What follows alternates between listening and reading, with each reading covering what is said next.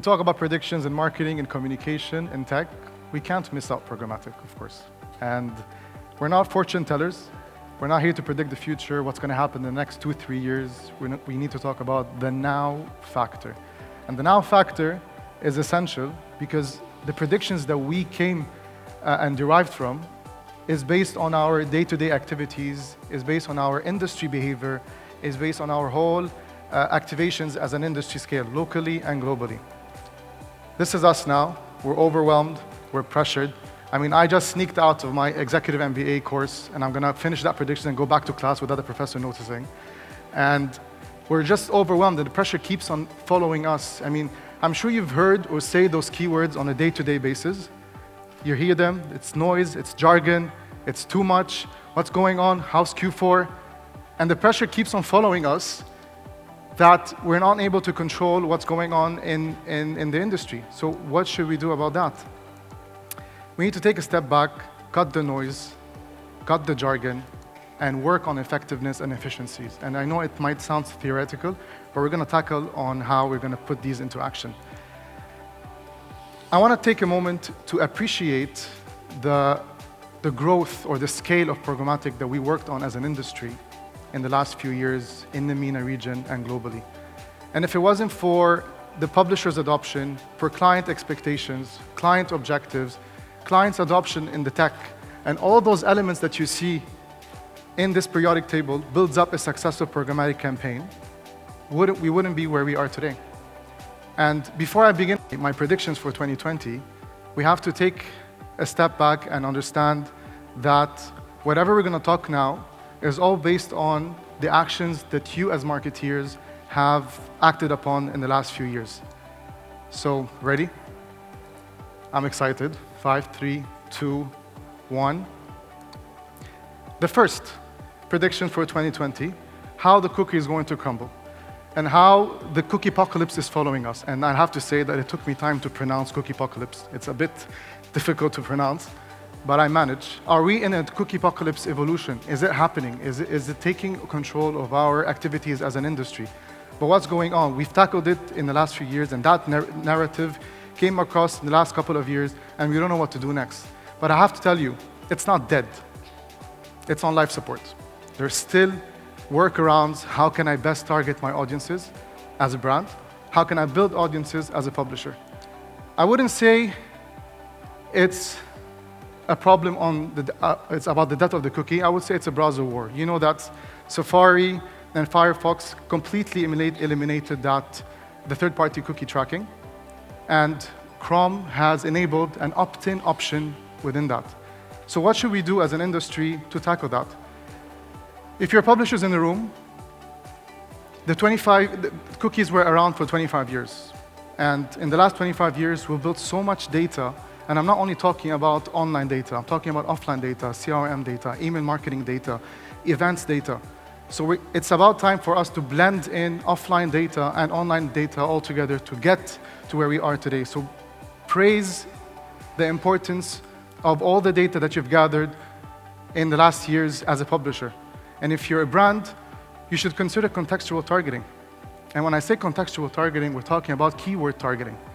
And if publishers out there that you know that your content is key as a publication, let's talk about how we can push our editors to create content around what brands want to hear, around what brands want to reach out as an objective.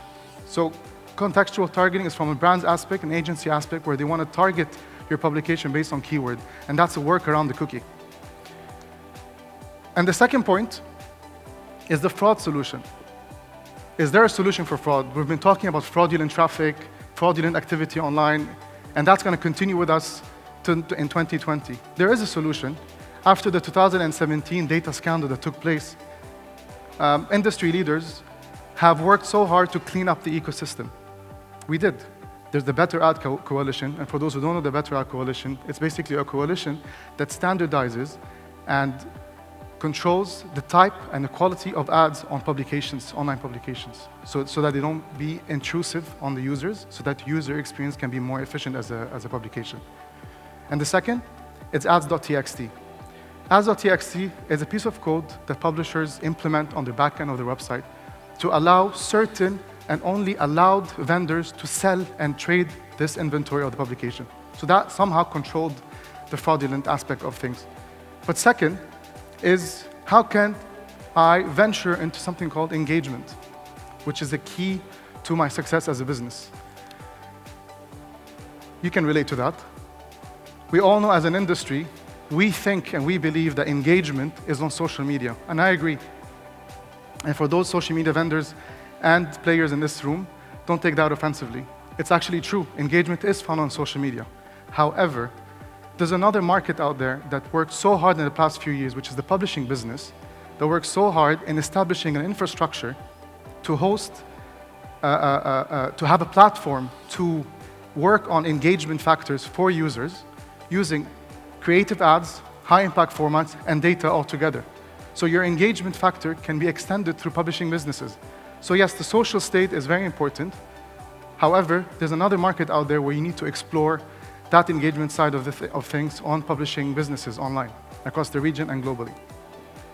And once that is done, the infrastructure is set, there will be a vision and a commitment. Once the infrastructure is set as a publication, you need to set out the building blocks for the future.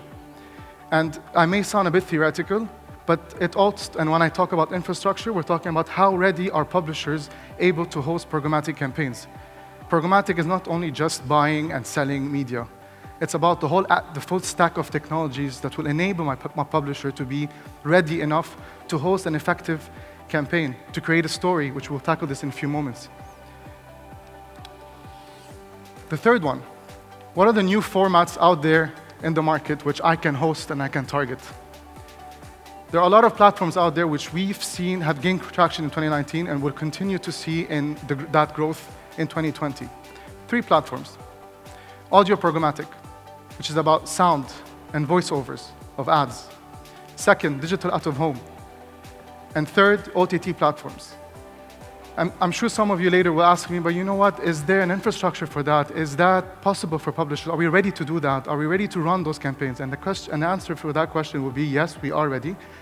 We have to accept that change, adopt innovation, and scale with creativity.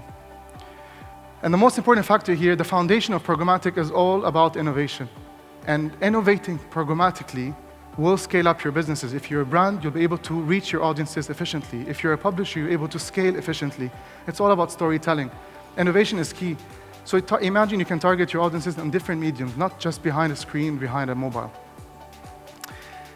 And the experience economy, which is all about data and how we enter the engagement story of businesses. And I'm sure this is the most abused word we've seen in the last couple of years, the word data. Data is overabused. And I'm telling you why am I saying this? Is because we don't know how to use the data. And I'm generalizing here. There are some players in this market that do use data. We use big data and those words, overabused words.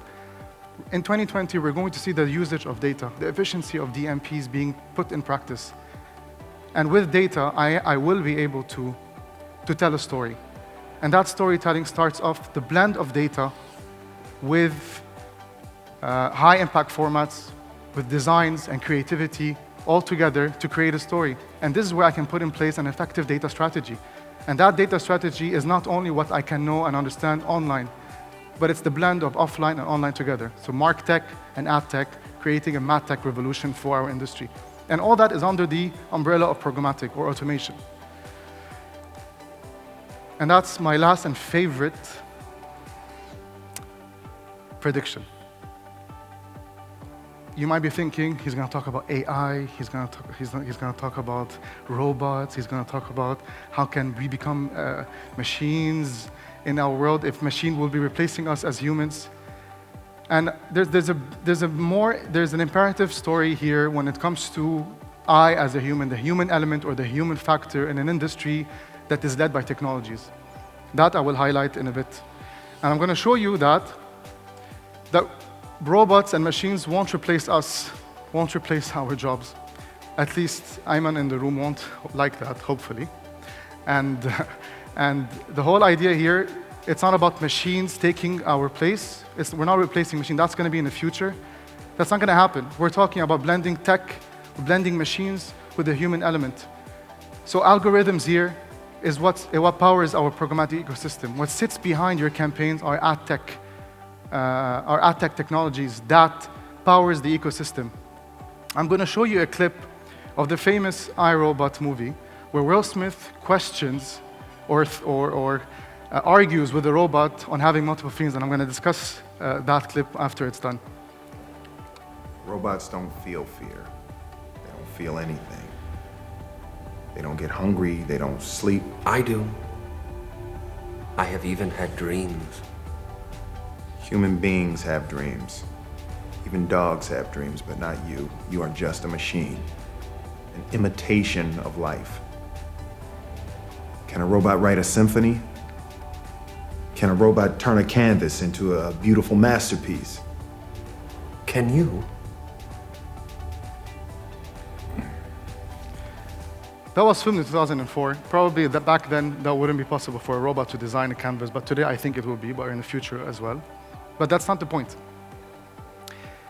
The human element when it comes to our industry as a programmatic industry is who sits behind those tech.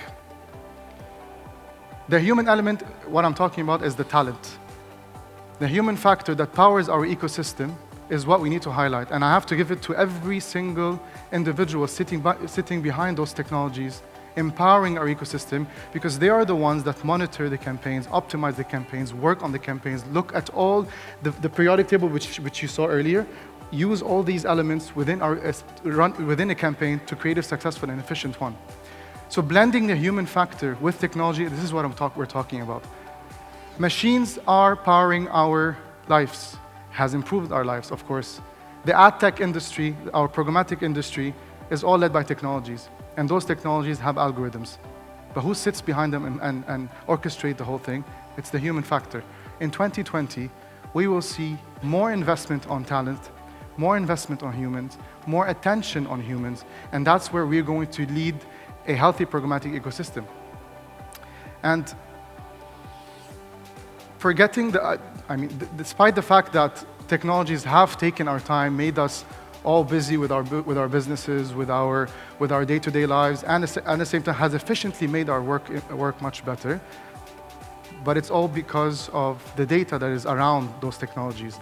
The technologies is appropriate for your business, and choosing the right technology, this is where it requires skills and expertise. And choosing the right technology takes a lot of effort and time. There's a lot of technology out there in the market, but knowing which one empowers your business, it all goes down to how your KPIs are set and how your objectives are set. And you need to talk to experts that are investing much on technology, talk to lead tech companies in the region that are here to empower your business and take it to another level. So enough talk, let's set some action. I need to head back to class. We need to ensure that the business is growing programmatically. Programmatic is not a new service.